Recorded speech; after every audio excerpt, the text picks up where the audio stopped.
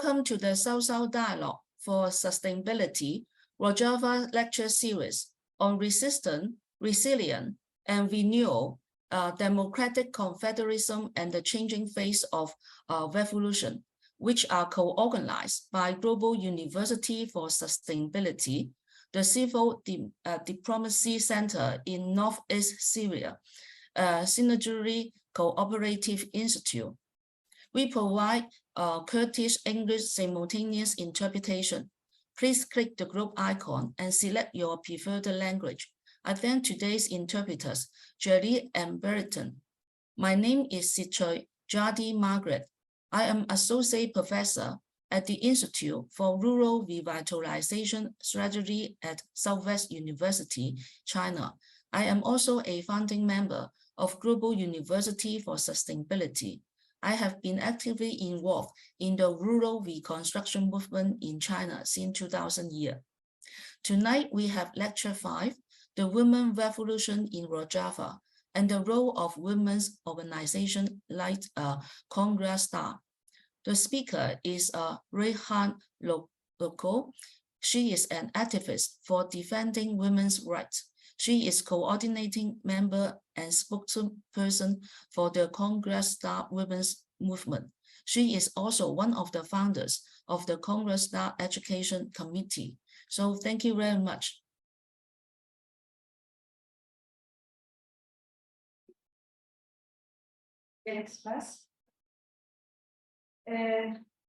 Thank you very much.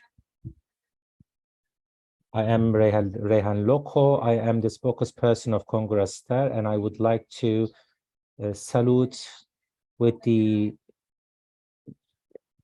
is this period is the 11th anniversary of the Women's Revolution in Rojava.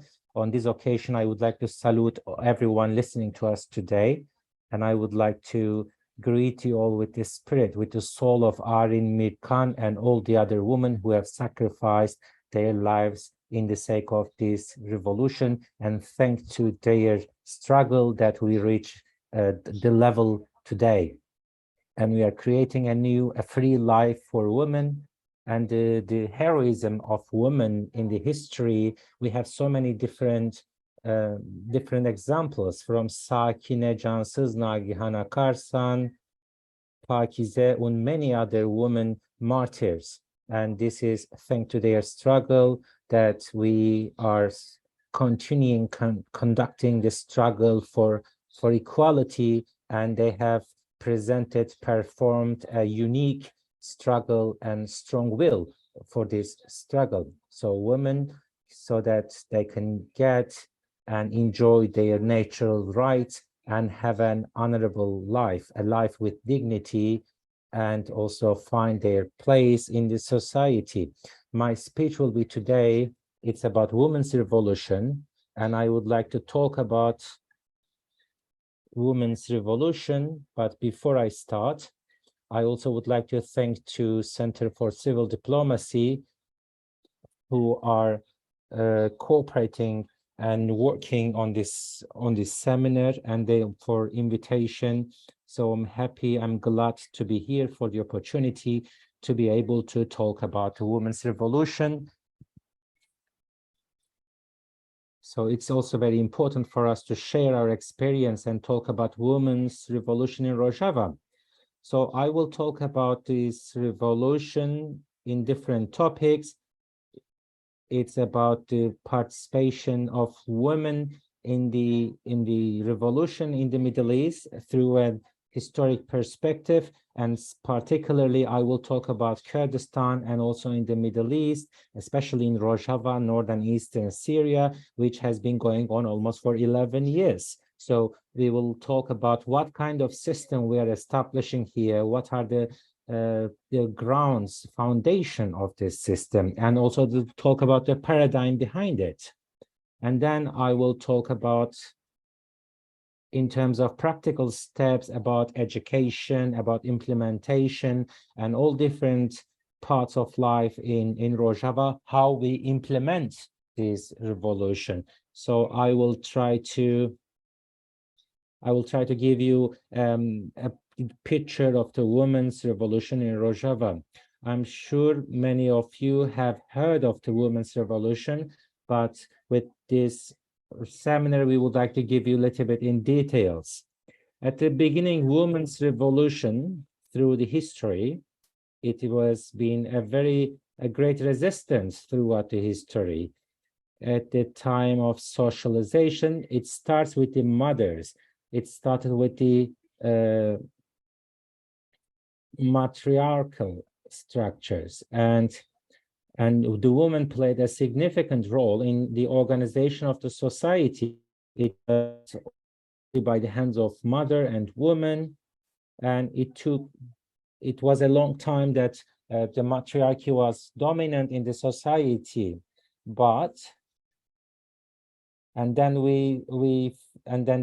this disease called manhood came, and then they destroyed this matriarchal structure and targeted this existing social structures in order to be dominant and bring the society under their control. We know that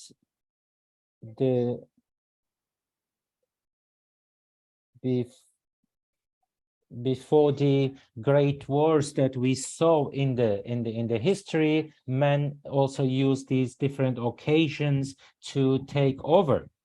And on the other hand, in order to impose themselves in the society, they also developed a mindset, an understanding of patriarchy. They limited the life of women. They brought some restrictions just for the sake of controlling the woman. And as a result, we saw that the states, and especially nation states, with the foundation of nation states, they also developed a system in their own favor, all based on the mentality of manhood and based on the religion of Islam. And then eventually a society which used to be women's society turned into a society where the woman became under control of the men. And these all nation states are also serving patriarchy. And these nation states, they are trying to weaken the woman's identity and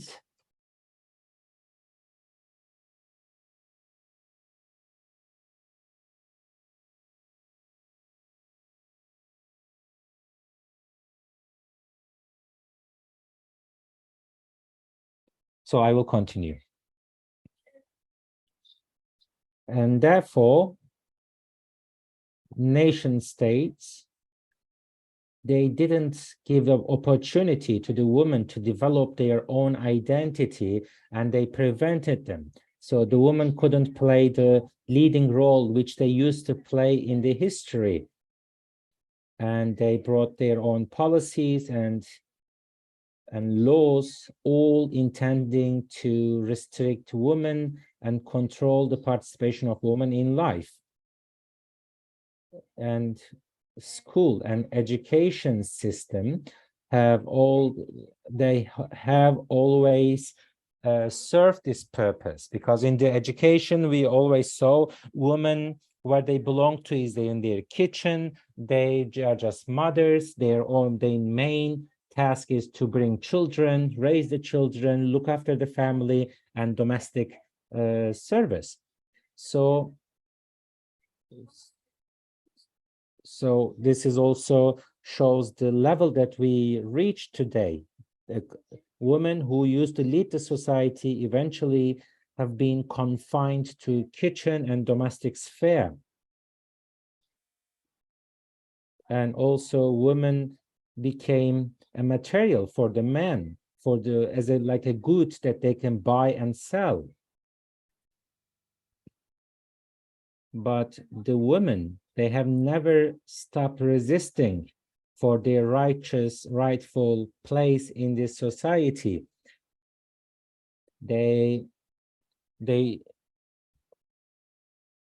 they always wanted to develop, improve themselves, and they wanted to go to schools, but even they were not allowed to go to school, which was also offered by the state. So it was always prevented by the brothers, by the husbands, by the fathers, because it was also considered something against the patriarchal system, because they knew that once the women, when they get the opportunity to study, they will open their eyes and they will demand more rights. So they even prevented women from education. So they wanted a woman that only serves the man, but not a woman that is educated and enlightened. And all the women who rose up, and they were also oppressed by the men.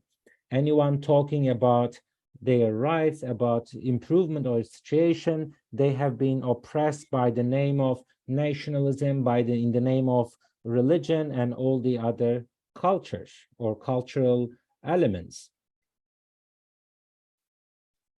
And the states also cooperated with this politics. They even tolerated the killing of women in the name of religion or in the name of the traditions. So this patriarchal system in the society and in the understanding of the state, they were working together against the woman. But we can say against these systems, patriarchal system in the society, and against the nation state, which was based on statehood, religion, and tradition, they didn't accept it. The women have always resisted and raised against it. And this was a struggle for the sake of their identity. This was a struggle for getting a status within this society. So the women,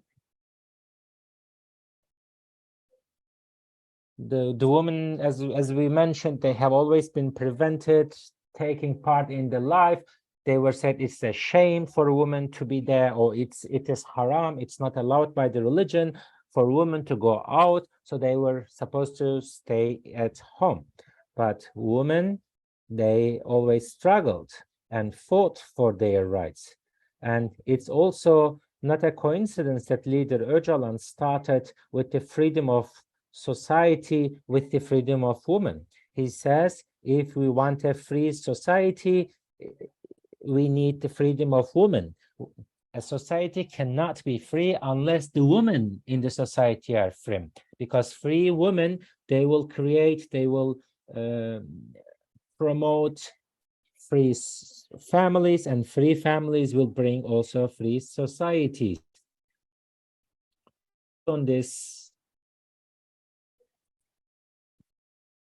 the fight against sexism, against patriarchy, against the religionism, which wants to dominate the woman, there was a great struggle of the women started against all these sexism and patriarchal. And then we can find this in the very core of the democratic confederalism, in the democratic nation. And the struggle of women, when they started, they received support from every woman who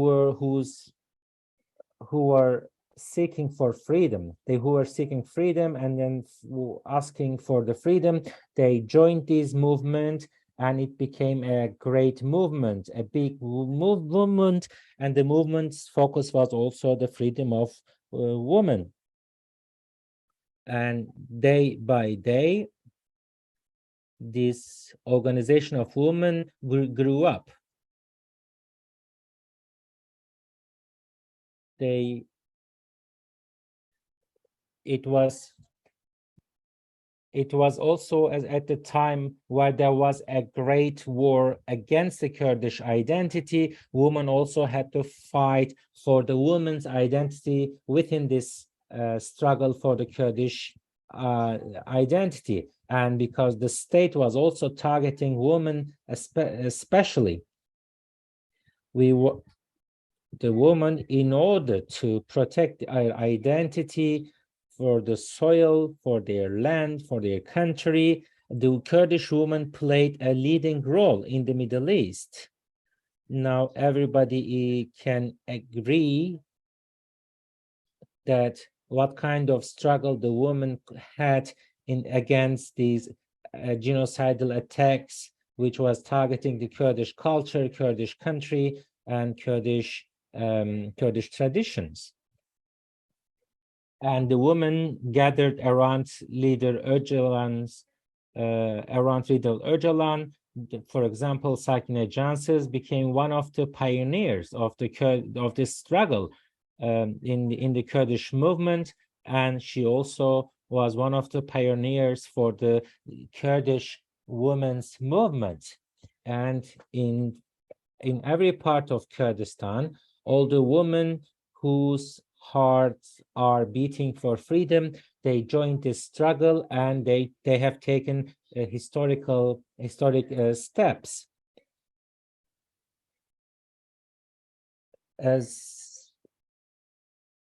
And in every country where the Kurds live, in Turkey, Syria, Iraq, or Iran, Kurdish culture, they have been subjected to very heavy genocidal policies, and all these countries, all these states, they used very brutal ways to oppress the Kurdish people and Kurdish identity, and within that identity, especially against the Kurdish woman. However, Middle East is a multicultural place with all the ethnicities living there, with all the religions, with all the languages. It is a colorful place, and in order to protect this structure of the Middle East, these struggle grow up day by day. And today, when we see in Rojava, in Syria, we see the revolution has a character of being pro-woman. It's a revolution led by women. So, but all these developments, how can we call it as a revolution? After what point it becomes a revolution, all these changes? It is a revolution. It is not, if you want to replace this nation-state system, which was based on one language and one culture, one flag, if you want to replace it, then you are not a revolution. But if you want to change this structure from the bottom, and then give different structures within the new period, then it becomes a revolution. In Syria, Kurdish women were also particularly targeted by the regime. For example, Kurdish women who spoke their own language have been arrested and imprisoned just for using their own language. And at the courts, if the women were on trial and if they wanted to speak Kurdish, they would be punished to very heavy punishments. And on the other hand, the violence against women in the prisons was also unbearable. So they were not allowing women work or organize themselves or represent themselves. It was unacceptable back then. It was the system of the nation state, and states are based on the male mentality. It is based on patriarchy. It's based on nationalism, and all these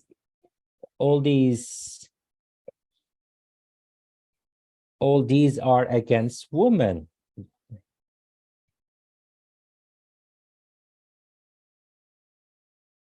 in 2005, Kurdish women, for the first time, they declared their women's organization. It was the time of the regime. The women were being targeted very heavily by the regime, but yet women, they established their Yekitiya Star, the very first women's only organization. Its aim was to organize women, to raise awareness among the women, educate the women so that they can fight against the existing system, against the system of patriarchy, against the system of nation states.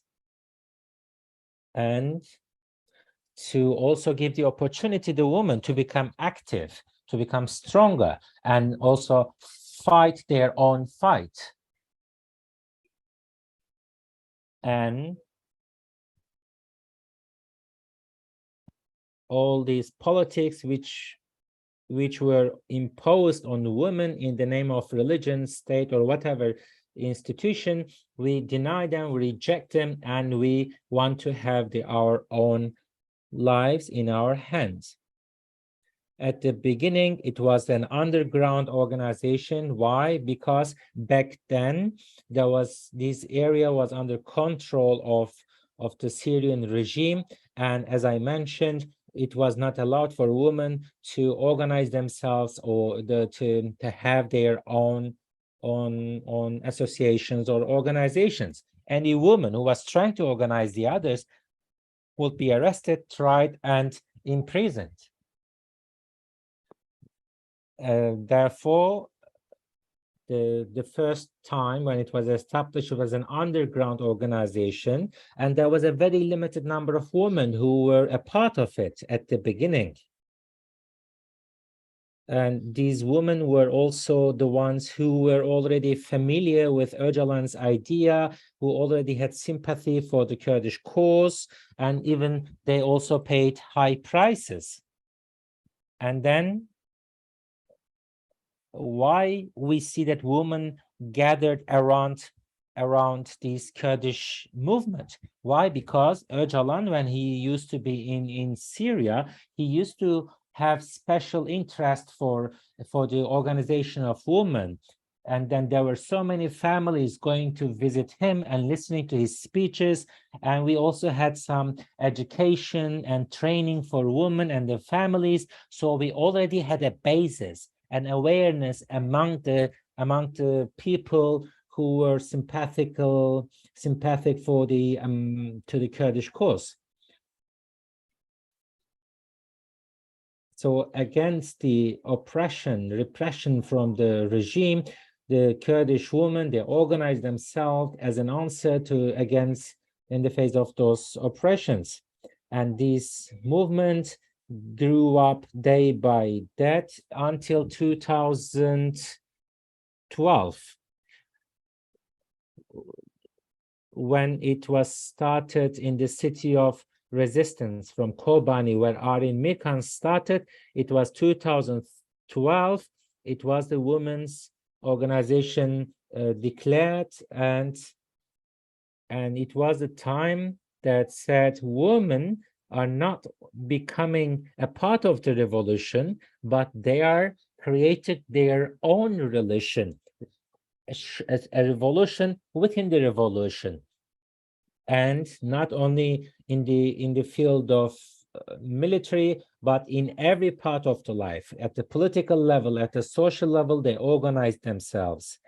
And they wanted to write their own history, which used to be written by the hands of the men.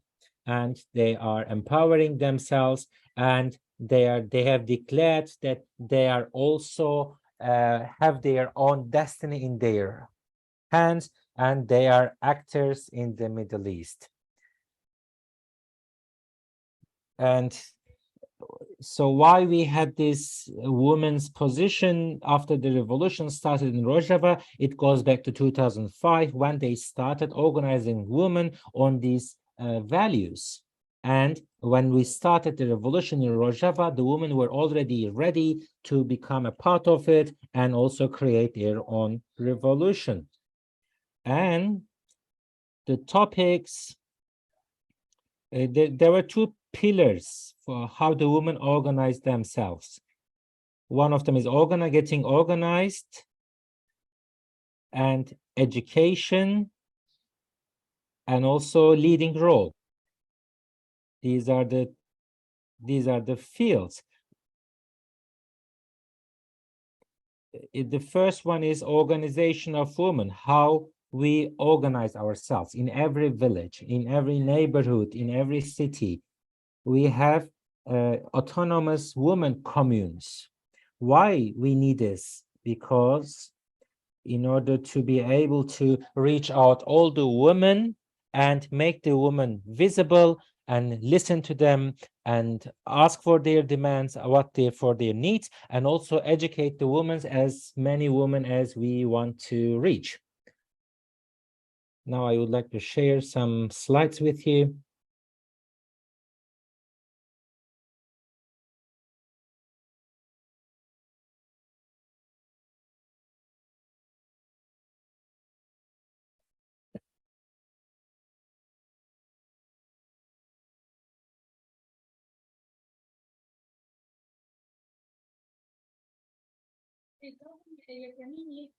As the first steps of the organizing women, this is how the women went into the streets and screamed for freedom.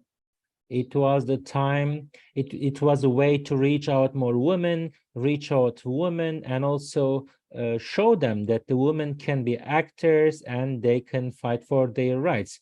This was the first flag, you see, Kongra Star.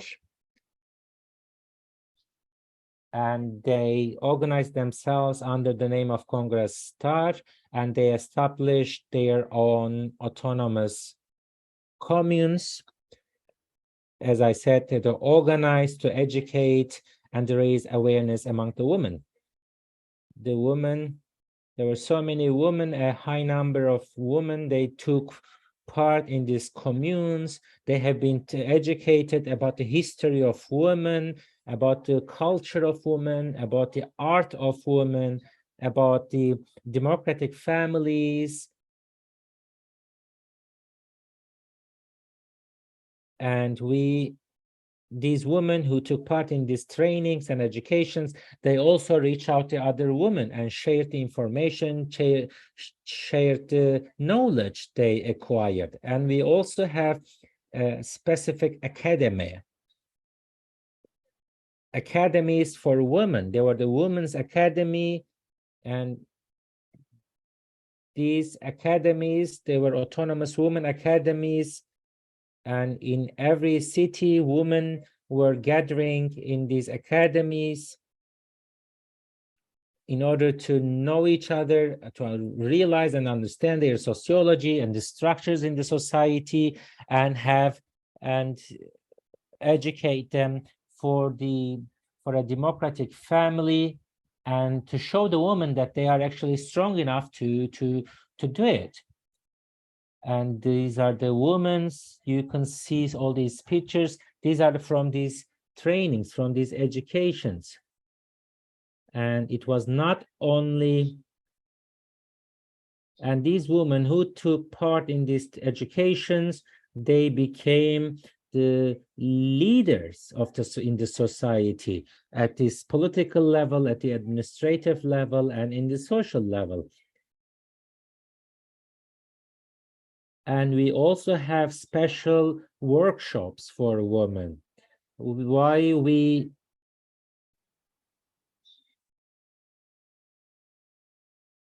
It was also workshops about organizing women within the line of democratic nation.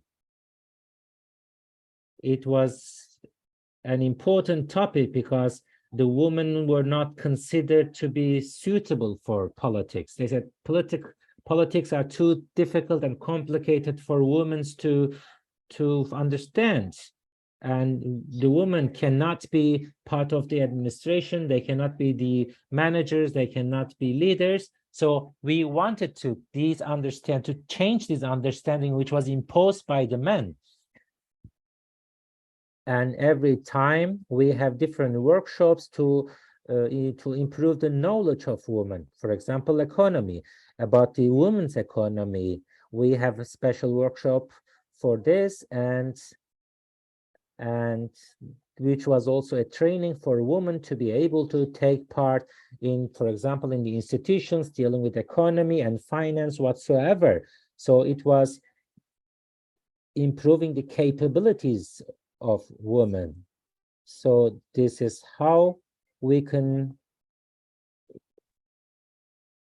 train our cadres, and this is how we organize women. And once they are done with the education and go back to family, they face difficulties, they face challenges, because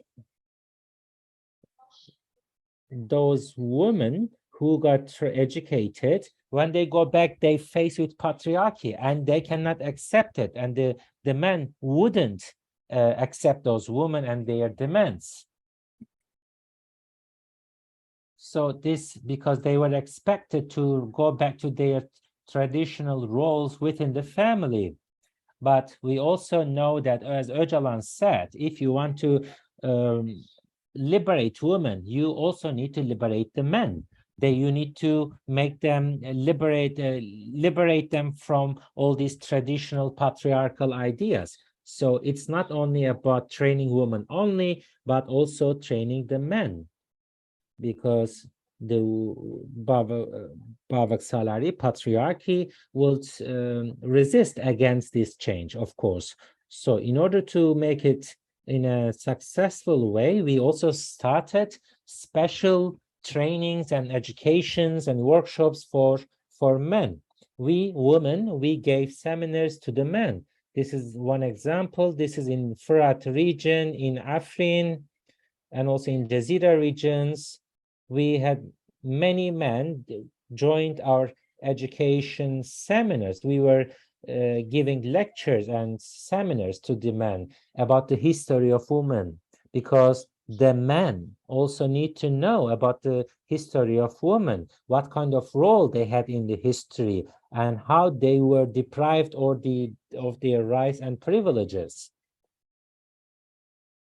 So at the end, the main goal was improving a coexistence based on equal values between the man and woman.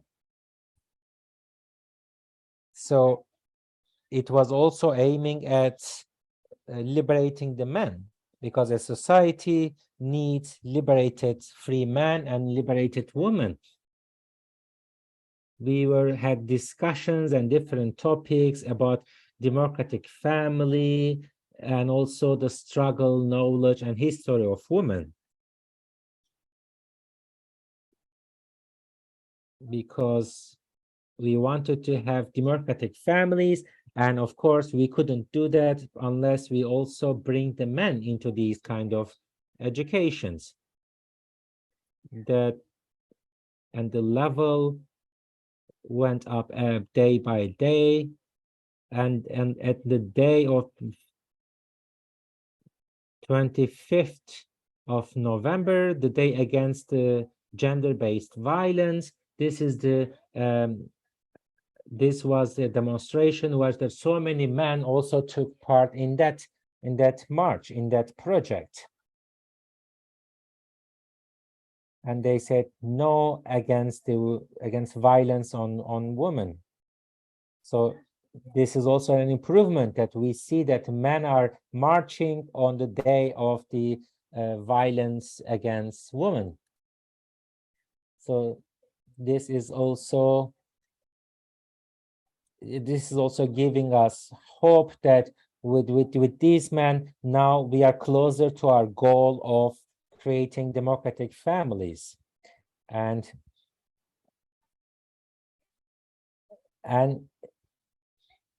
And it's not only that actually we trained or educated men on one side and the woman on the other side, but we also educated the leaders, how we can organize ourselves and how these educated persons can also lead these organizations. And it was very important for women to be autonomous from the very bottom until to the top, that we needed women leaders and to ensure our autonomy. And now we have 19 committees like education and dozens of academies, autonomous academies of women in the region, in order to raise the knowledge of women and also educating the cadre of this system. But we have, as I said, it was not only for women, these kind of educations, but also included men. And this kind of activities, we have 19 different committees dealing with kind of work. And today we see we have so many women who are educated and who are ready to fight for their rights. This is also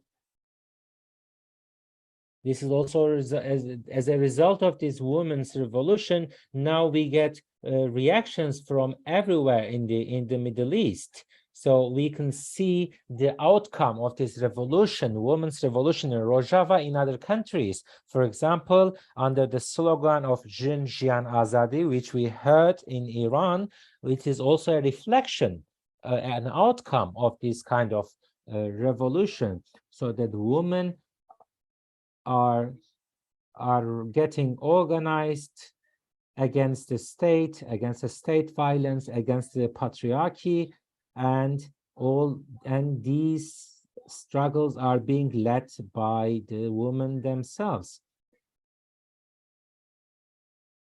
So it was also an inspiration for all those women who wanted the freedom, who wanted to be free.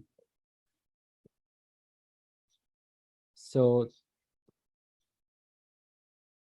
after the incident of Jina Amini, who was murdered by the Iranian moral police, it was also a scream of hers for freedom. She didn't want to wear the headscarf, which was imposed on her by the state. But as a result, there were so many people who went to the streets, and we saw that everywhere in the Middle East, not only in Syria or Iraq, but also in Iran, we saw that Jina Amini was only one example about the state violence, specific state violence against women. So, but the people, the society didn't accept it, and they stood up against this state atrocity.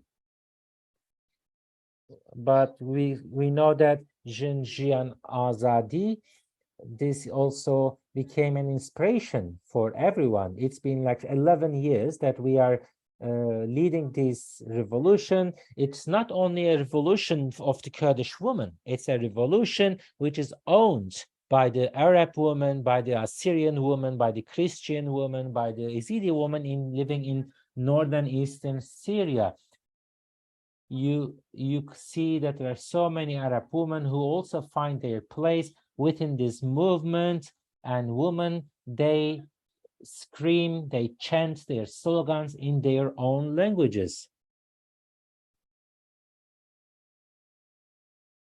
We talked about how the women organize themselves,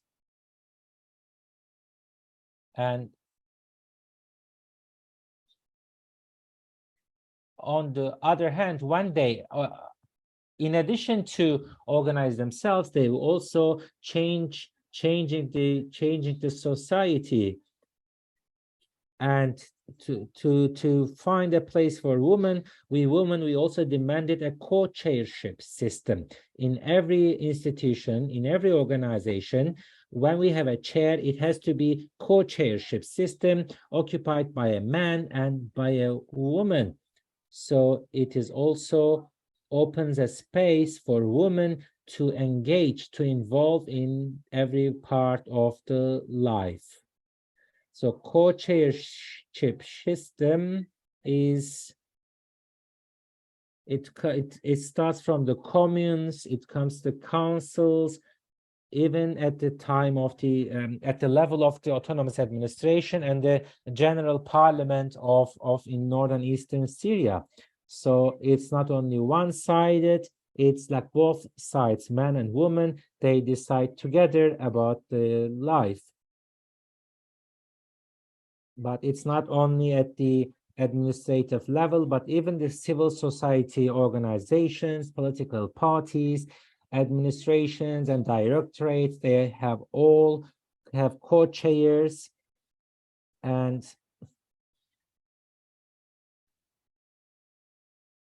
this allows women have more opportunity to show their own potential and to enhance their presence in these institutions. It also changes this patriarchal understanding mindset, and at the beginning we always have challenges. There are so many men who didn't want to accept it. They didn't want to see the women as equals, but as a result of this struggle, as a result of these educations, now we also convinced men, and they now agree and they recognize and respect each other. Both genders should coexist based on these justice, democracy, and equality. We are not talking about one mind. We are talking about different minds, but sharing the same space based on democratic values. So that's how we wanted to promote this system. Another achievement of this revolution is the women's houses. Women houses, we have them in entire region, in every city. This is also, they are focusing on the self-defense of women within the society, and also advocacy for the women's right.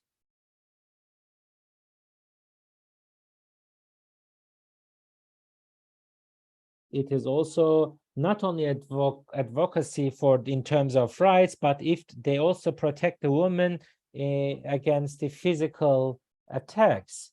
The women, when they need a refuge, when they need a place to safe place, they have a safe place for women, and the woman can also be protected and defended for their rights. So women's houses in every city, in every place, we have these kind of places, and they are not only shelters, they are beyond shelters.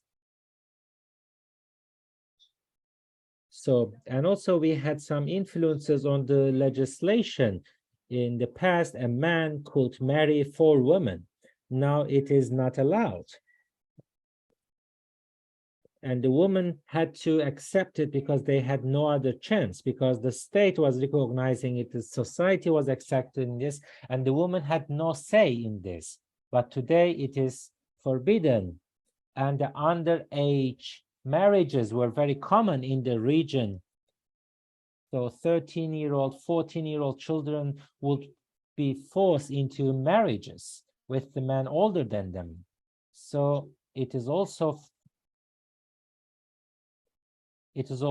forbidden today, and also using violence on women is also forbidden. Now we have a law for women prohibiting all these practices.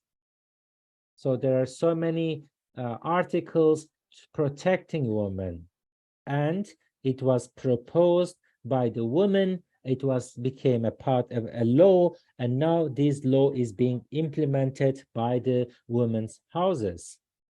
This is also an achievement of this woman. A man no more is allowed to beat his wife up, or sexual harassment, or the violence, or the rape. These are used to be seen very normal before the revolution, but today it is unacceptable, and not only also in the understanding of the society. These are no longer acceptable practices. This also brings a solution for the social problems that we used to have in the society. So in terms of politics, in terms of cause, and in terms of security, it gives the woman protection. This is the practice of the women and their life in North and Eastern Syria. So all these measures that we have been talking about also brings an equal status for women.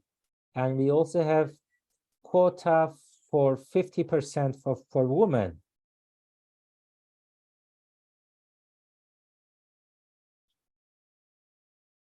It is not only changing the understanding of women about themselves, but this visibility, this status also changes the understanding, the perception of society regarding women. And as I said, it's not only about the Kurds. We have Circassian, Turkish, Kurdish, and Arab women. They are also they see it, they get inspired, they get influenced with these improvements, and they also want to start these kind of changes within their own societies. So we have 50% quota for women. So this is also an achievement of the fight or struggle of women, and we can say every revolution is based on science, and our revolution is based on genealogy, science of women. It is a science based on the woman's knowledge, and it is the basis of the women's revolution in Rojava, genealogy. It also analyzes the problems within the society through the eyes of women, and also makes some proposals for solution.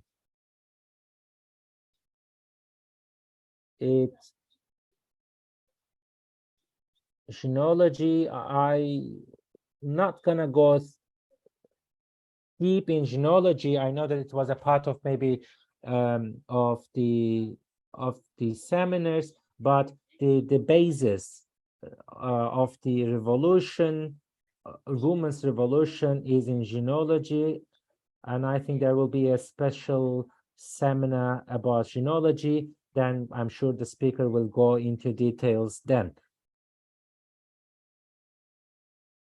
We talked about man and woman, but I also would like to talk about the children. Women are educating the man, but they also educate the children. So it is also important in terms of children. We have special committees for children. It is organized by women, and within these committees, children are being educated when they are still childs. In everywhere when they live, there is also a reality in the region that these children are facing attacks and war on daily basis. So they need a normal childhood. So these committees are special committees, are dealing with children, we try to give them about a normality in life, but also at the same time educating them with these values: equality, justice, and respect and coexistence. So this is the foundation of democracy. It will occur, it will happen through the education, because the children in the traditional structure, the boys are privileged and the girls are what they can do is limited, restricted. So we give them an education free of these traditional values, and we are teaching them respect, coexistence, and also helping them to also at school in terms of language, knowledge, and all that we support the children. And but it's not only about education, it was also about some activities for children, that they can have a piece of normality in their life, and there is no compulsory language. Every child is free to speak the language they prefer, their mother tongue, and then that's how they learn in this equal life as a child. And in addition to that, we also have some workshops, some places where the women can produce. And these committees, there are special committees trying to create employment for women. We have these kind of workshops, and these are all organized in the forms of cooperatives, and these cooperatives are based on the needs of the society and creating opportunity for the women, but it's also run by the communes. And women are also running their own cooperatives, and also find a source of finance for their life and for their livelihood. We have thousands of women who are working in this kind of cooperatives, and there are dozens of cooperatives. We have, of course, more hundreds of cooperatives and dozens of women's only cooperatives, and they are successful. And these cooperatives, we bring women, and the women learn how to do the work, and then they start working in the cooperative. So it's not only production, but it's also vocational training for women, or women working in the field, agriculture. And there are specific pieces of lands which are dedicated to women. Only women are working on that field, and afterwards they can also sell the product, or sell the harvest. And it will also be sold by the women in the cities. So, and what they raise is also based on the needs of the society. So it improves the capabilities of women in the work life, in the workshops, in the agriculture, or in the factories. So the women's cooperatives aims at this power, economical power of create the economical power of women. So on one side, we educate women, and we also train them for the work, and we also give them opportunity to work at the cooperatives. It's run by them anyway.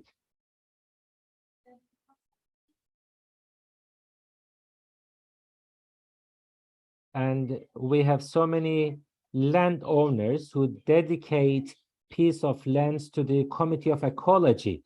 And in these places, we plant trees.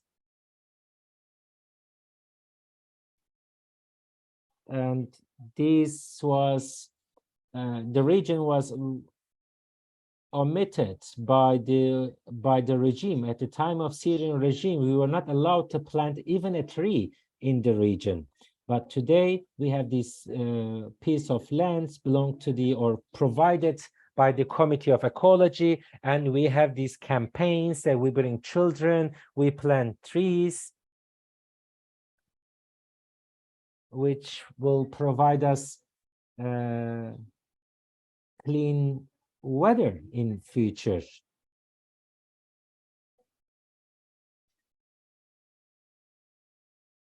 And for example, this example, it was a big garden, the way we planted 500 trees. We planted them and then we gave it to the family, and then now a family is looking after that forest. So it will also raise the awareness and understanding, sensibilities, and also it makes it people's their own project. And these kind of examples are increasing in different places.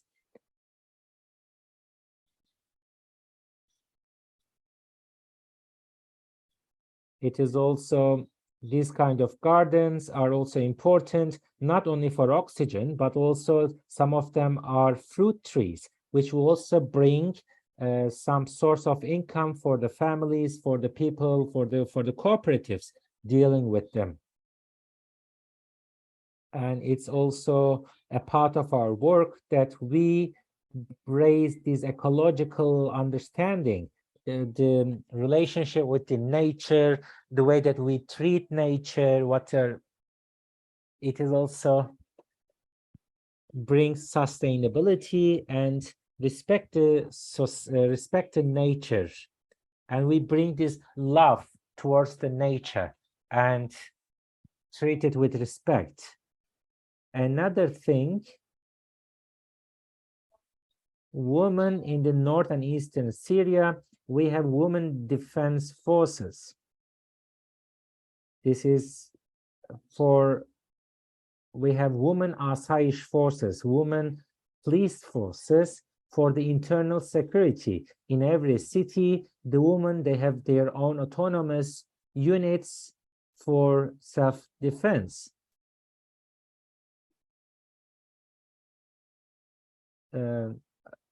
Therefore, there is this special women asayish forces.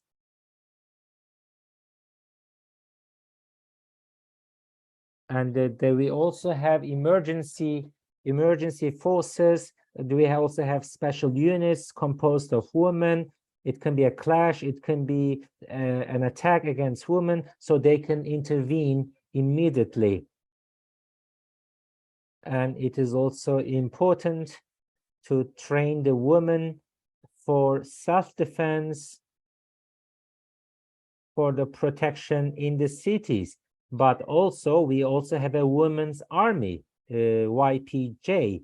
It's the Women's Defense Forces. It is also fought against ISIS. They protected the humanity against those brutal attacks of ISIS. And YPJ, Women's Defense Units, is also Women's Army. It played a very important, a significant role in terms of the defense of the area against the genocidal attacks. They played a very important role. These are some pictures. They fought against ISIS, against the Islamist extremists, which were targeting specifically women. So women, they wanted to create a world in which they had that they would enslave the woman. But against this, the YPJ fought heroically against those attacks, and to protect this revolution, they also paid high prices. And you might ask why we need an women's army. There used to be only one army, but in the armies, you also have this male mentality to realize this justice, to realize to bring the color of woman to these army structures. You need autonomous women's army. It is also in line with the spirit of the revolution, giving autonomy, giving more space for women. The same principle applies for the defense, and it is important for women to have their own defense forces. This is YPJ in entire North and Eastern Syria. They have fallen. They have so many women sacrificed their lives for the sake of this revolution, and we had the biggest heroines of this struggle. They were YPJ, Arin Mirkan. She also became a symbol in Kobani at the time of the ISIS siege. She sacrificed her life in the protection of the city, and she became a heroine, and she became a symbol for resistance and for the power of women. It was also inspired many other women, and it was evidence that how strong-willed, how determined the women are to protect their freedoms. Therefore, Arin Mirkan, Comrade Arin Mirkan, with the love for her country in her heart, she sacrificed herself in an suicide attack against ISIS forces. And it was a clear message also to the enemy that they had to withdraw afterwards. So this is this symbol, one of the dozens or hundreds of women who sacrificed themselves. Barin Kobani, Arin Mirkan, Jehatol Hildan, and hundreds of other women for protecting the achievements of revolutions they sacrificed, and we would like to greet them with respect. Another thing that I would like to talk about is as an achievement of the revolution is Jinwar. Jinwar is a women's village, only women's village in the Middle East. I think there are different examples in other places in Latin America, but in the Middle East, it is the very first example of women's village in the in the vicinity of Derbessier. It is a village established by the women, and now it's being run by the women, and the houses were built in a traditional structure. It's made of earth. It is the traditional way of building houses, and they are ecological way to create these houses, to build.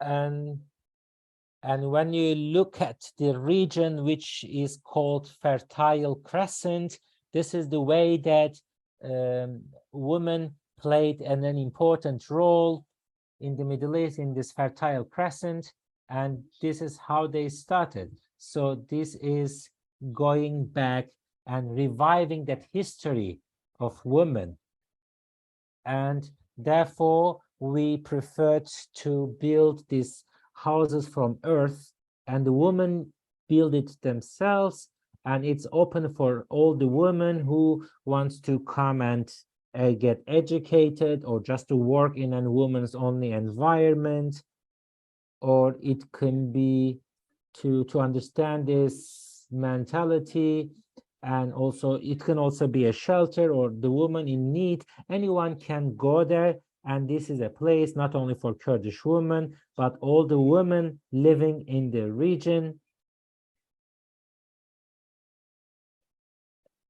And it's also very popular among the internationalists who are coming from Europe or other countries and want to learn more about the revolution and about the freedom of women. They live in these villages. And especially on the 25th of November, on the day elimination of the day against the violence on women, they have different activities, and it's people go and visit those places, and then they have seminars, they have some trainings and educations. And Jin War means actually means land. It's the woman's land.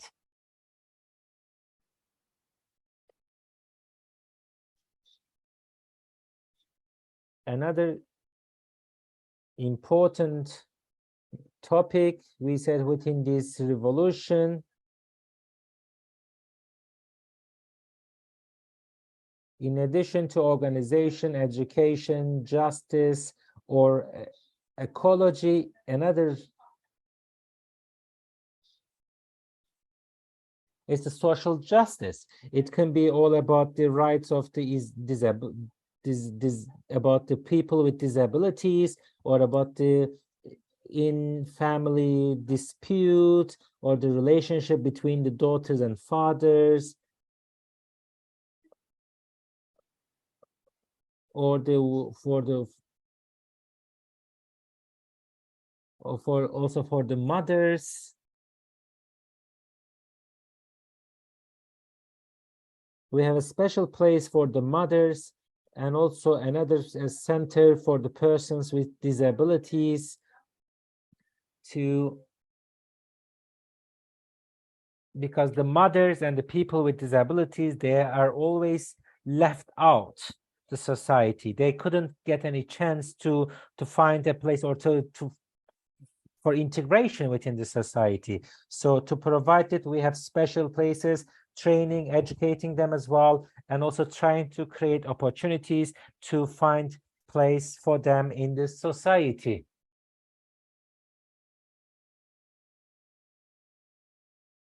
All these organizations.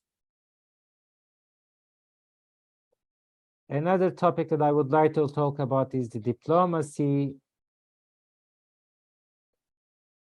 It is an important place within the revolution.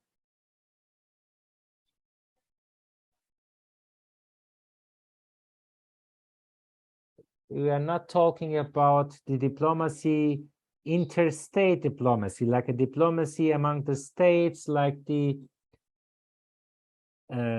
Syrian regime, Turkey, or Iraq, because we see all these states, they always undermine the women, and they don't see that women have a place in the diplomacy. Therefore, we needed a special diplomacy for women in Syria, in Kurdistan, in the Middle East, and in the world. It is also important for us to make us and this revolution visible, and make our voices be heard, because all these revolution, or the revolution for women, it's not only for Rojava or for the Middle East, it is the women's revolution for entire world. So we have different committees for diplomacy work. It is like a diplomacy with the Syrian woman, diplomacy with the Middle Eastern woman, or with the European woman.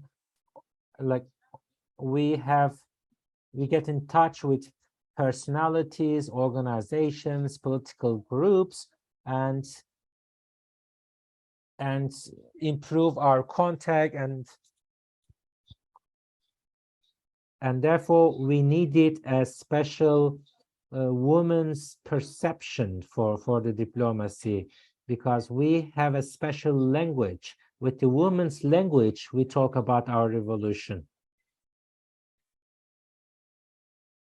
As Kongra Star,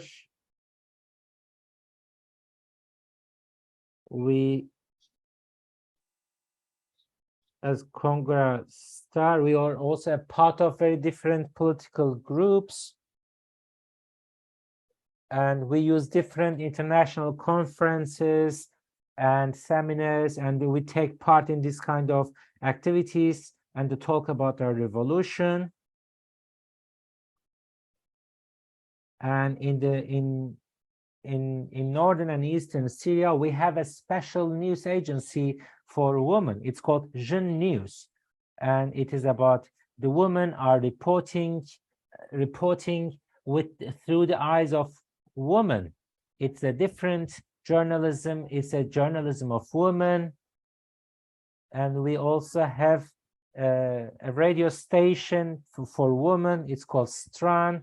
We also have a special TV channel, Jeune TV. So in different ways, in different media outlets, from the news agencies to TV station, radio station, we have a women's organization, women media outlets reporting and introducing the revolution. So we said journalism with the color of women, it's all done by women. It is also important. Another thing,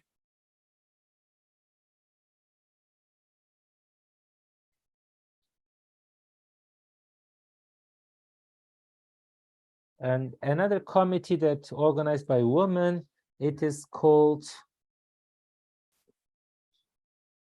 it's about the woman's culture. We call it a golden arrow because the region is, there are so many different cultures living in the region, for Turks, Kurds, Arabs, Syrians, and Circassians, all different colors. But because of the state, there was only one dominant culture, which used to be the Arab culture. So today we give the opportunity all these different cultural groups to thrive. Now, in addition to Arabic, we speak all the other languages. We promote the usage of different languages, and also encouraging people to wear their own traditional clothes. And all these culture and cultural values are being promoted within the scope of this project called Golden Arrow. It's all about the researches about the cultures of different groups. They also have different music groups and some. It's also done by the cultural activities of the women, how the woman can find the folklore of these suppressed, oppressed cultures. Women from Assyrian community, from Arab community, or for Yazidi community. And it is all defending, protecting, and promoting their own language and culture. This is our approach to this multiculturalism based on democratic nation. And everybody can, they have and they should have their opportunities to promote and protect their culture. And everything is against the state policy which was imposed on us for decades, which was based on mono language, mono leader, mono country, mono flag, and not recognizing or respecting any other culture. So that's why we encourage people to use their language, to make researches, to protect their languages, and appear in public events with their own cultural colors, cultural clothes.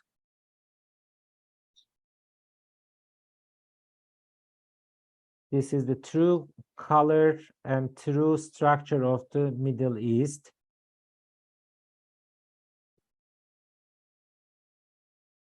We can speak further on about the women's struggle in different fields of life.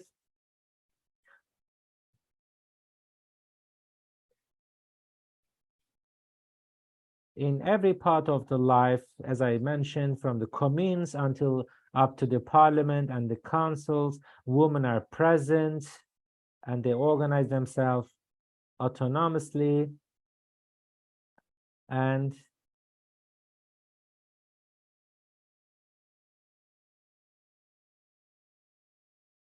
but it's not only one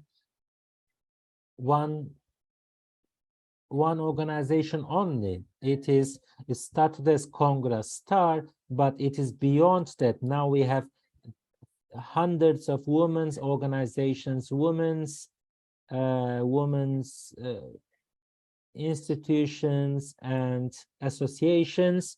Now we have hundreds of them, and I mentioned before, at the time of the regime, we were not even allowed to have one single women's organization. So we have dozens of women's organizations in liberated areas in Deir ez-Zor, Tabqa, and other. These are the Arab-speaking areas. Now the women also have their own organizations and also umbrella women's organization.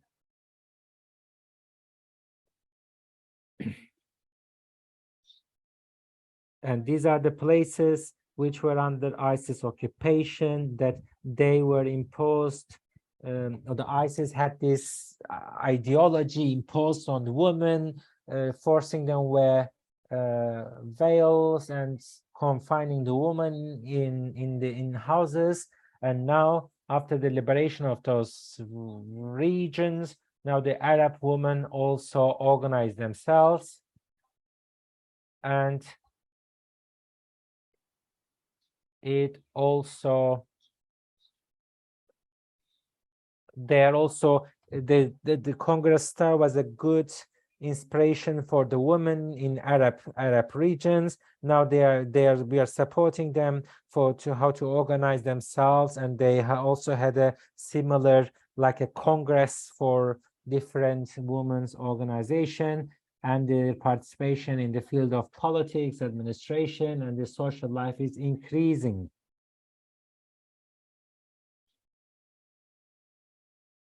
And they also have special organizations fighting against the violence on women, or for the protection of women, and also education for women.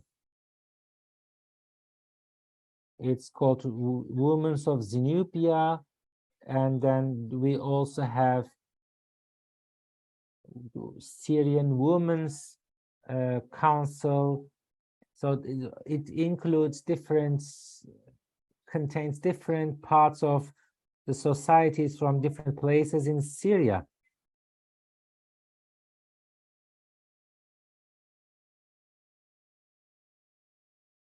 So it started with a little group at the beginning, but they organized themselves, and then they become an institution, they become an organization, and they did it in different places. And today we see that we have, with so many different organizations and institutions, we have a very strong organized woman community. And even the women from Damascus and other places under regime control, they cannot organize themselves, but they are in touch with us, so we inspire and support them as well.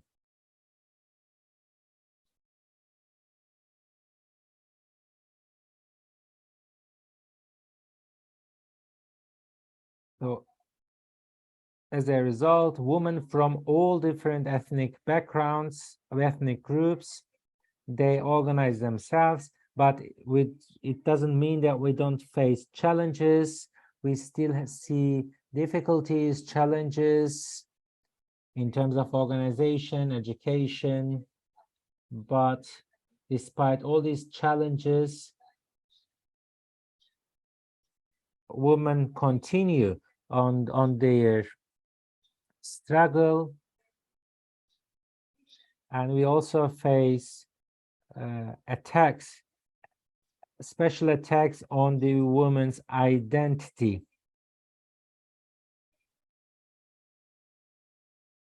And we are also under constant attack by the Turkish state, and they are also especially targeting women's organizations. And they're also the Islamist extremists supported by Turkey. Having Khalef, that you see the picture now, she's one of the martyrs that she was murdered by the Islamist mobs supported by Turkey. And Zehra Berkel, Emine Weisi, Hebun Mele Khalil are also, they were also leaders in Kongra Star.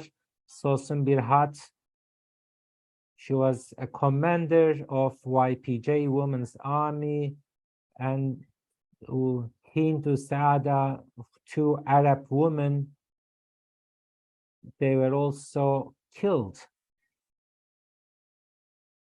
The first martyrs of the women's movement was Gule Selmo.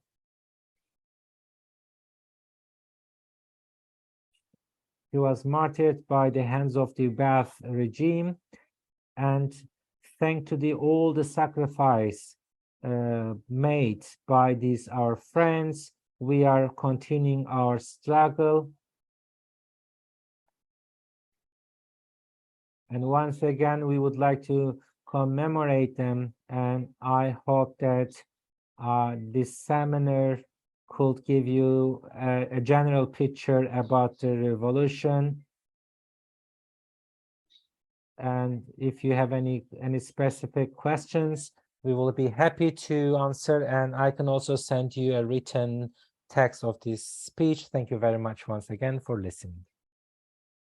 And thank you very much for your comprehensive review of women's revolution in Rojava.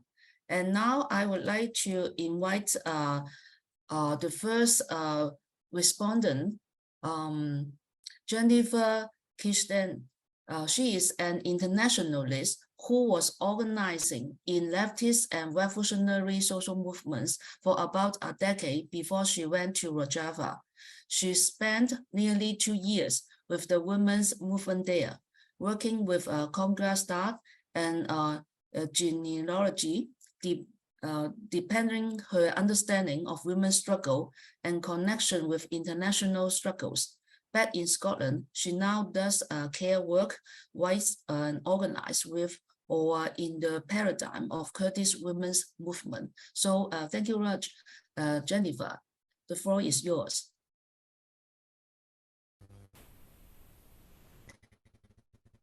Thank you very much.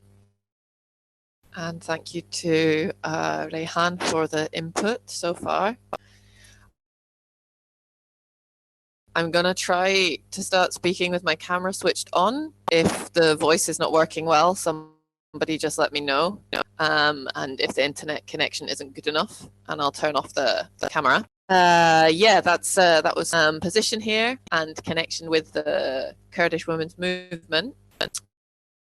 As you say, I was lucky enough to spend a couple of years in Kurdistan, and I still now work both with and in solidarity with and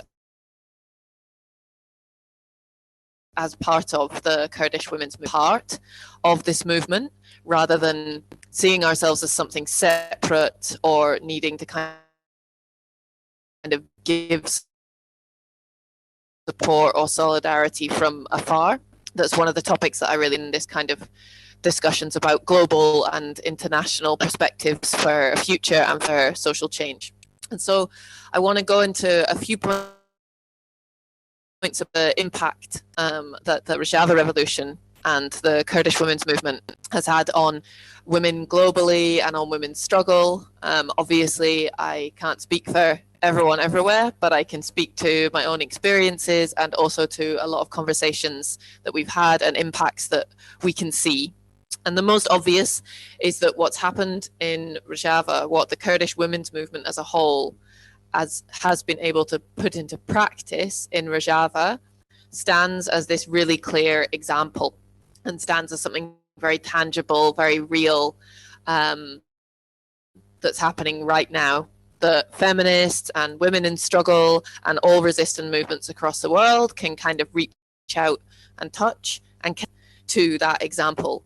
First of all, there's the simple reality that this place exists, the clarity that it gives that these things are possible, not in a utopia, in a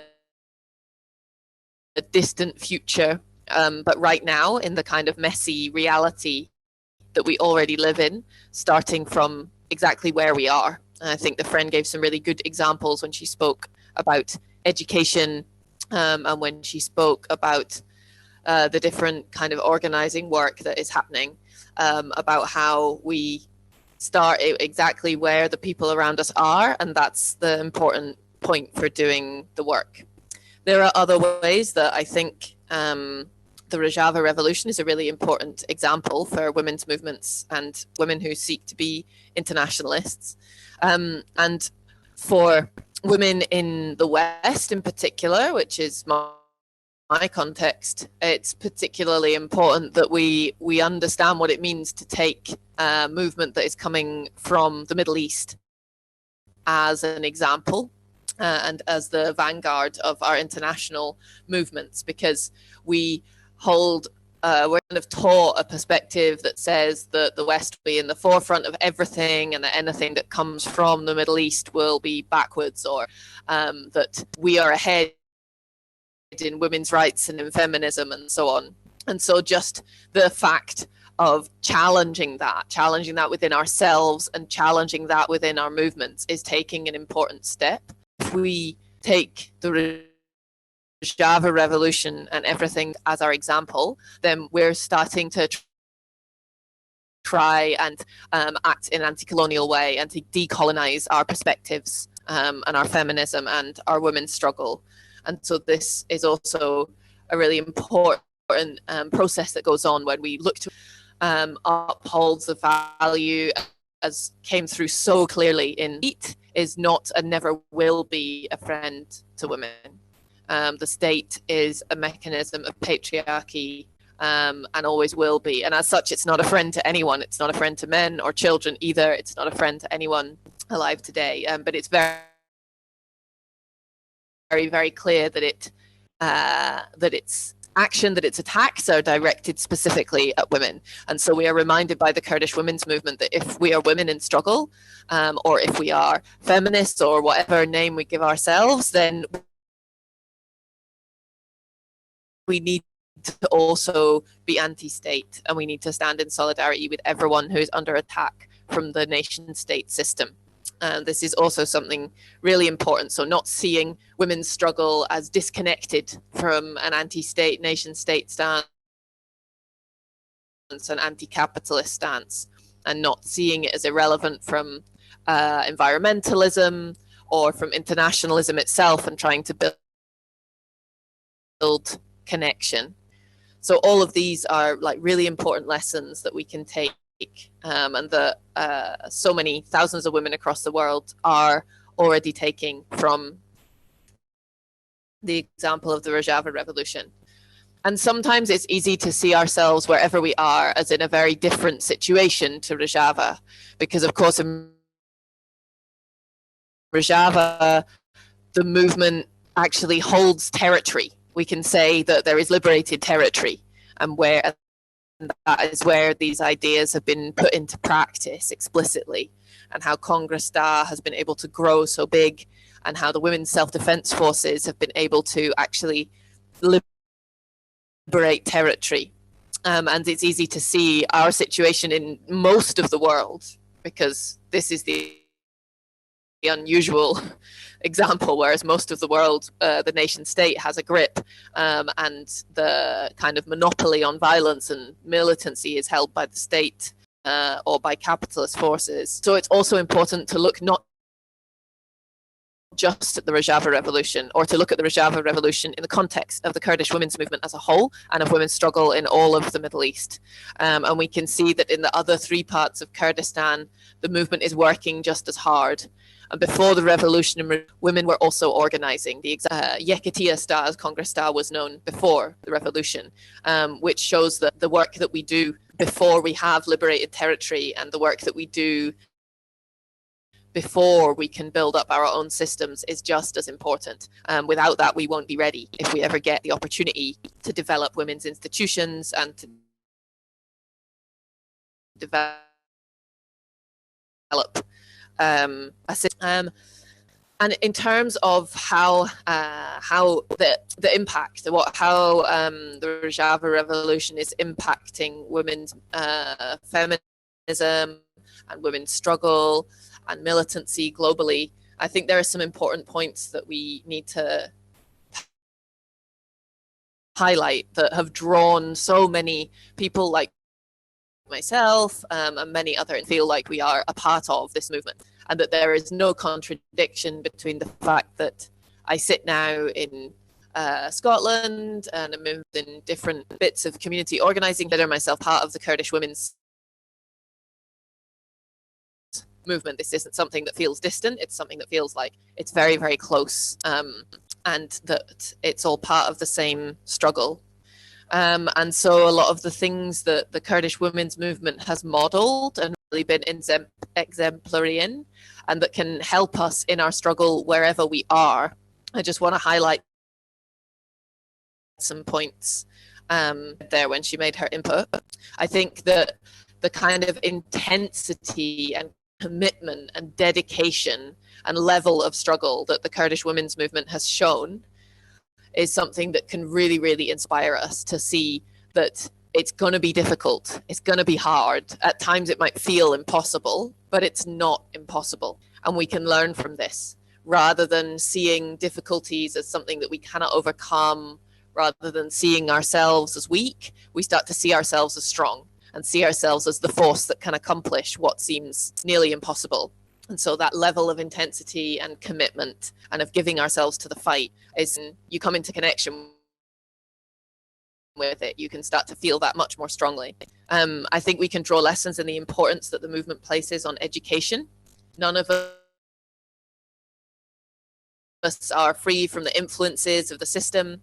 And all around the world, also feminist movements are discussing the different ways that we turn white supremacy, or all of these different forms of oppression. And so to put such importance on education is exactly how we can start to break out of that, and how we can start to challenge all of these internalized oppressions instead of just continuing to perpetuate them, or instead of just acknowledging that the problem is there, but not knowing how to step through it. Education, self-education, and collective education is the only way that we can do that. The Kurdish women's movement emphasis on organization is also something that I think we're really learning from and learning together about, that individually we're weak and collectively we are strong. And that insistence on organization, not just or not at all in a bureaucratic sense, but in an embodied sense, in a sense of feeling that we come together in our diversity and in our different colors, is because these are part of the strength, but nonetheless that we are organized enough to act collectively. This is also really important women's movement, and something that is very important when we step into any international or global space and start to ask ourselves, like, how can we become a force for change? I've that different parts of the global women's movement who sometimes are seem to be in conflict with each other, have actual conflict, have disagreements that at times seem to be impossible to overcome, can actually come together, sit together and discuss when something like the Rojava revolution and the Kurdish women's movement is the topic on the table. And I believe that that is because this movement gives us an actual hope for change. And when we have an actual, solid, tangible hope for change, we can come together. And it's when we lack that hope that we turn against each other. And so this is another really, really important lesson, that we need to build that hope wherever we are, with whatever examples there are available to us. And I won't go on for too long, because I know that people want to ask their questions, and we have the other respondent to speak. But I just want to give the example of the way that so many internationalist women have become part of the movement, the Kurdish women's movement and the Kurdish freedom movement, to the level even of losing their life, falling martyr in conflict and in struggle and in resistance. And I think this is a really, really beautiful symbol of the length that we will go for each other when we understand that live. Thank you very much, Jennifer. And now I would like to introduce the second respondent, Fernaz Atia, and she obtains her PhD in political science. She is a member of the Noon Initiative for the Freedom of Ocalan. She is deputy chairman of the Octon Center for Strategic Studies, and she is also coordinator of the Arab Initiative for the Freedom of Ocalan. Please, thank you.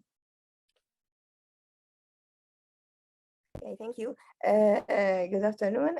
Thank you for all of you participations and our colleague who spoke about the Rojava revolution or women revolution in Rojava.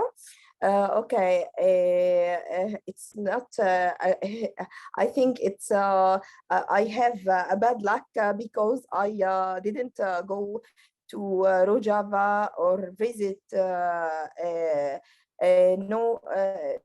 visit the area of North and East Syria and see the achievements of women revolution there in reality. Okay, I think according to the experiment of my colleague, she as she talked, and the presentation of my colleague Reyhan, okay, the women revolution in North and East Syria is inexclusive.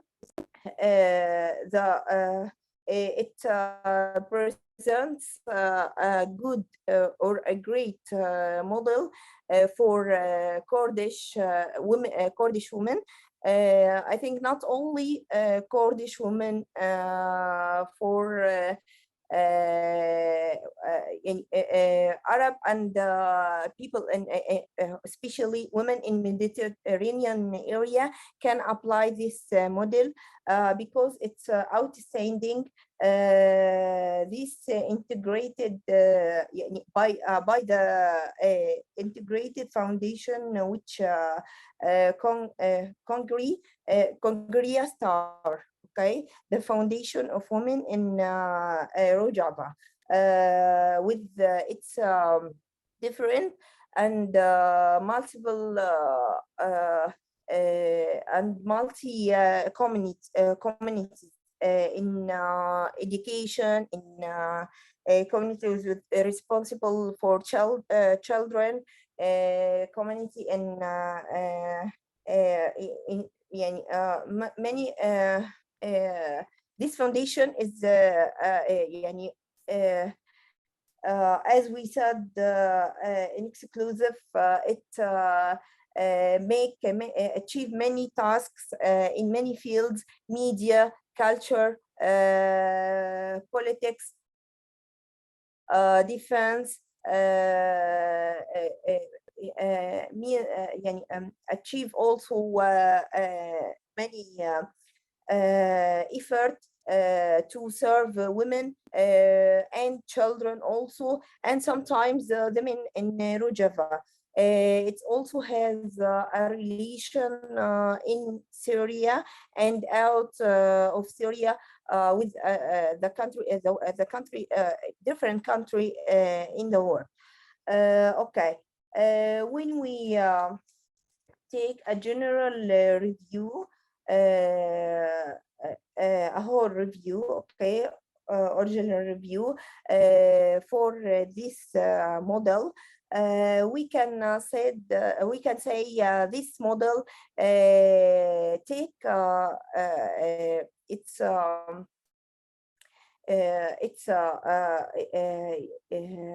it takes it takes its tool, okay, and its organization from the philosophy of Mr. Abdullah Ocalan. I think they apply his ideas and his philosophy on the reality. As Reyhan said, she talked about Mr. Abdullah Ocalan. He said the women's freedom is the solution of the all social problems. That's why we should solve all sources of sexual conflict in any society, to make the stability and to make the security in this society. We must apply all rights of women. Ideas of Mr. Ocalan has been made a revolution in our world, not in Arab world only, or in Kurdish area only, but in all over. And I think not only in Mediterranean countries, as we said, but all over the world. Okay, especially the ideas of his project, national democracy, and the ideas of which talking about women in this project. He has been put a road made to empower the women in social, in many fields, okay, like social, political, and economic fields. Okay, when we see this solution, okay, in or this idea in social field or social life, we can find many important things. He said, or his thought focused on, there is a solidarity, participation, understanding, and compromising between men and women in the family association. He considered the family as association. Why? Because the family in any society is the core of the society. The important thing of the society is the family. This association family try to depend on participation and equity between women and men to face the hard situations and complicated social conditions. Women must enter the world. A woman must enter the war and struggling to achieve the equity and just with men, to be equal in the society, to make a good and sustainable family. Ocalan interested in, as we said in presentation and the experiment of our colleague or my colleague, when they speak about the Rojava revolution, we said we say that we said or they said, training and education take an important place in Rojava,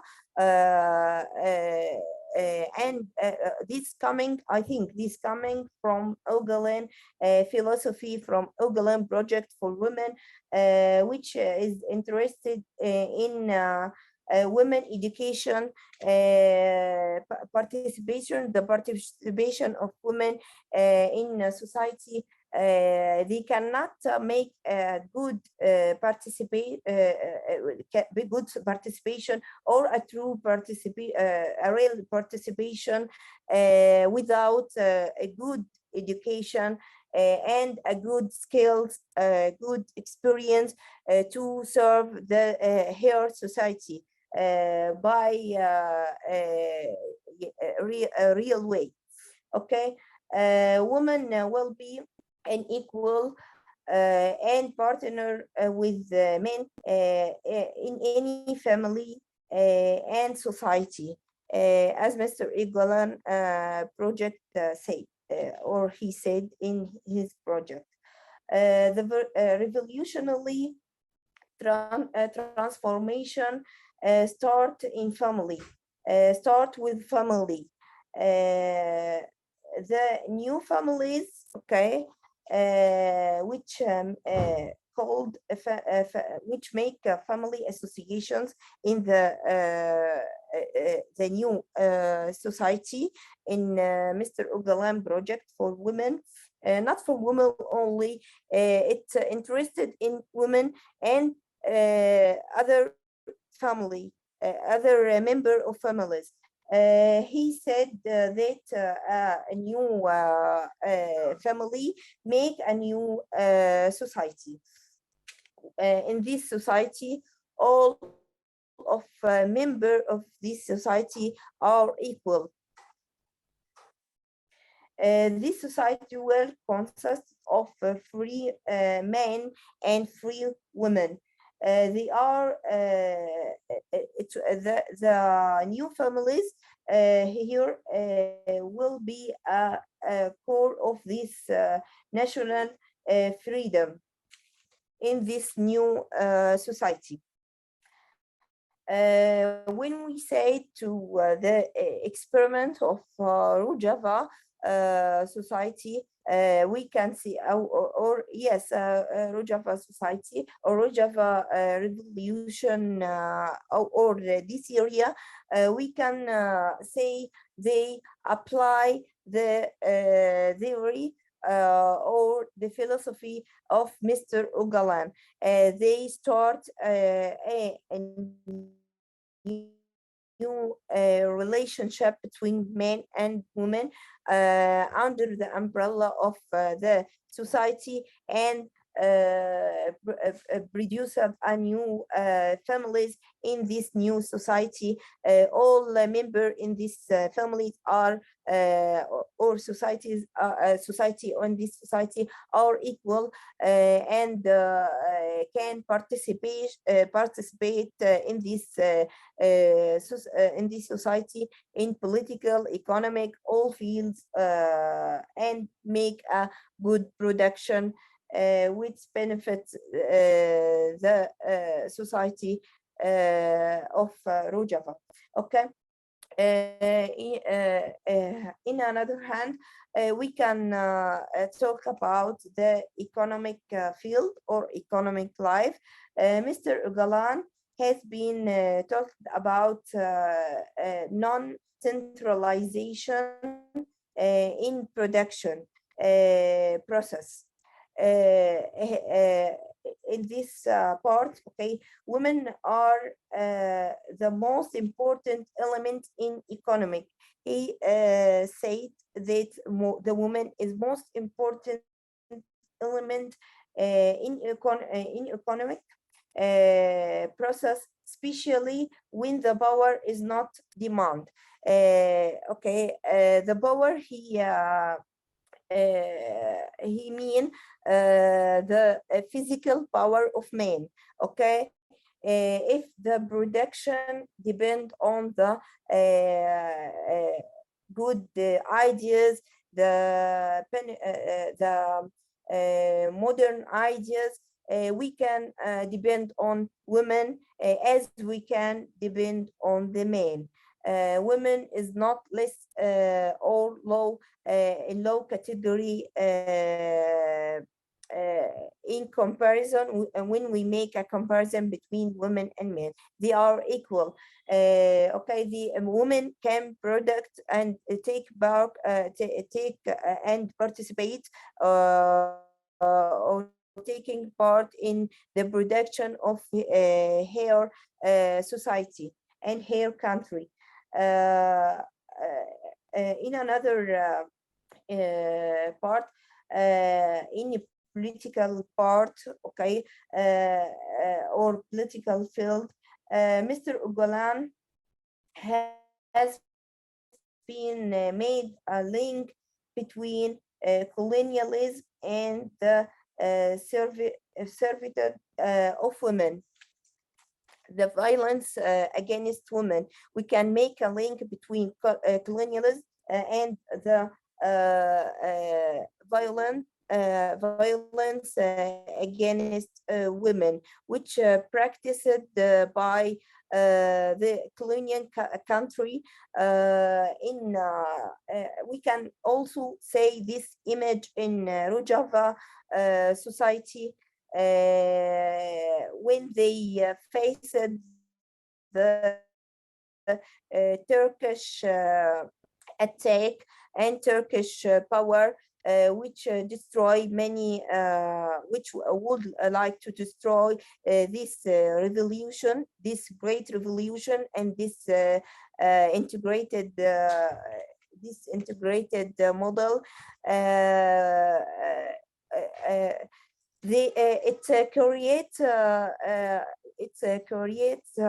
Creates many challenges for people of Rojava, especially women in Rojava. Women in Rojava face this challenge and can make many factories in the society in Rojava and out of Rojava. We can say it all over the Arab world and all over the Mediterranean area.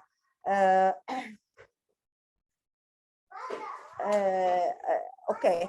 Why he make a link between Mr. Ocalan? Why he, when we ask why he make a link between colonialism and violence against women, because the colonialism, because colonialism depend on killing, rape, kidnap, and arrest women, killing women. Okay, women, as we said, they are many victims of the Turkish attack on Rojava. As my colleague Reyhan clarify in her presentation. Okay. On the other hand, Mr. Ocalan has been supported the women to participate in political life. As we said in Rojava experiment, women participate in many organizations for kids, for political issue, for cultural issue, for economic, for media, many activities. They can participate in many activities in Rojava and all over the world. We said the Gene channel can reach to all countries. We can so many, we can see many programs, many reports on this channel and other channels and other newspaper of this foundation. Okay. Actually, when we see the Rojava revolution or Rojava experiment, we need this revolution, we need this experiment to make another model or to apply this model in our countries, in our Arab countries, in our Mediterranean countries, because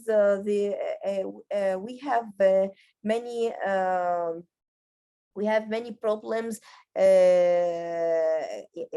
in our societies. Women face many problems in our Arab societies, in law, in politics, in economy, in cultural. Okay, they face many problems. We need this experiment to apply in our society. We need the national, the project of a nation of democracy of Mr. Ocalan and his philosophy and his ideas about women, about economy, about political, about law, about production. Okay, about these fields to apply in our countries. Thank you. Yeah, thank you very much. And we collect two questions for our speaker. The first one, how are LGBTQ people perceived in North East Syria? Do they have a special role? Are they still facing much discrimination? Can trans women join YPJ and trans men YPG? And another question is about how do women get the resources to build the villages and all the action that you share. Could our speakers respond these two questions?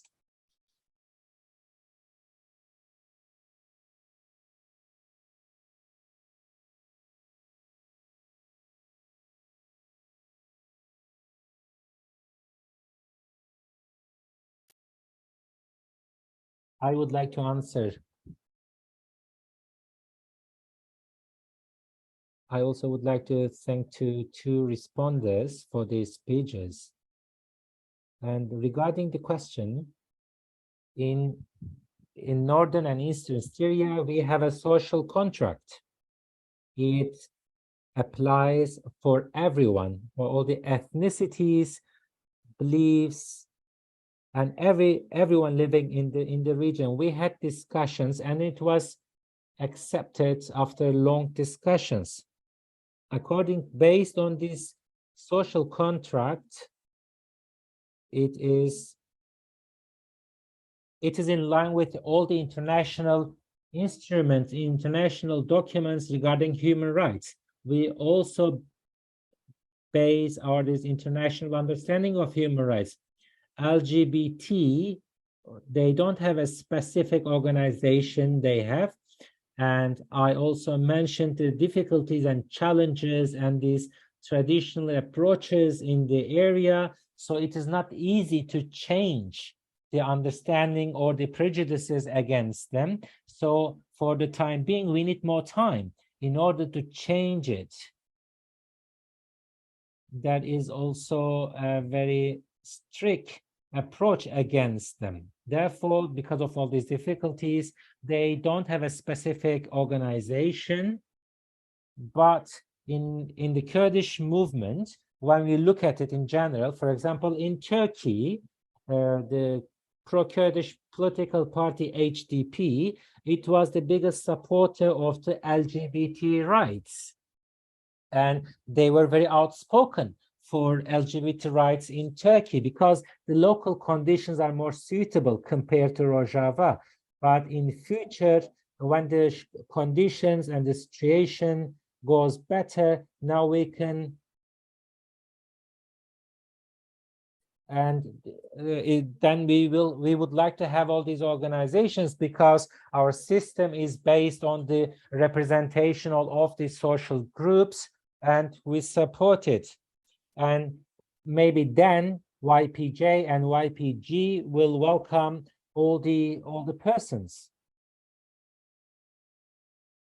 It is because we know that YPG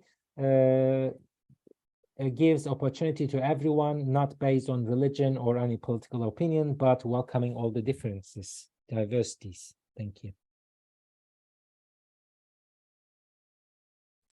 And another question is about the resources. How the women have resources to build the villages or the house for international networking. I'm just repeating the question. 1 second, please. How the women get the resources to build the villages and or houses, and also all the projects.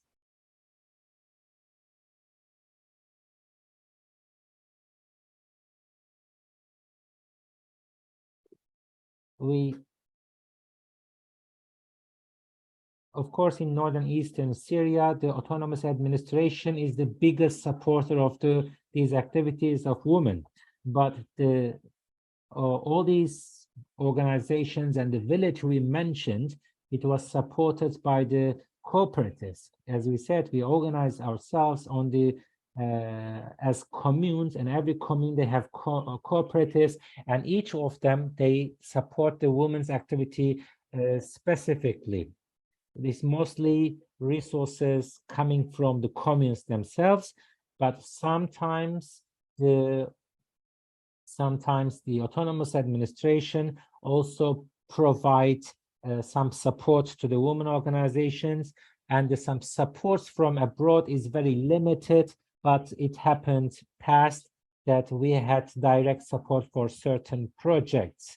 But mostly it's based on the women's organizations supporting each other and receiving support from communes.